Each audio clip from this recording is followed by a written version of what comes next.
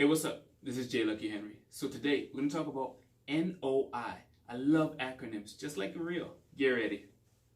They ask me how I know it'll be okay. This is J. Lucky Henry, Keller Williams agent in the greater Boston area, and I want to help everyone get real. REAL.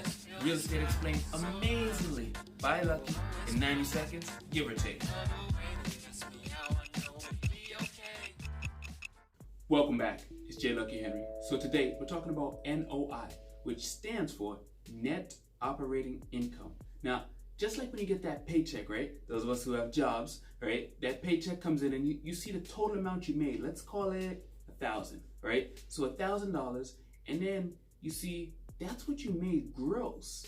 But underneath that, you see a whole lot of expenses, right? Taxes, Medicaid, Social Security, all these other things that who gave them permission to take your money anyway?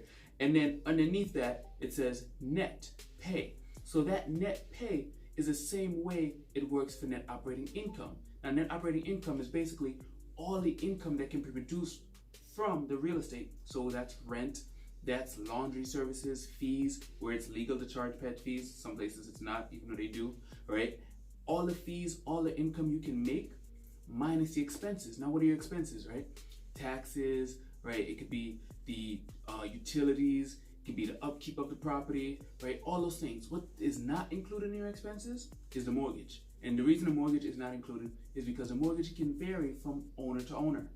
Better credit scores, bought at a different interest rate, maybe they don't have a mortgage, right? So when you're comparing using the NOI, right, to ask about, hey, what's the NOI on this property versus the NOI on that property, when all other factors of the property are the same, they're both 3 families, both 3 bedrooms each floor, and both being rented for X amount, but the NOI on this one's higher. Why is that?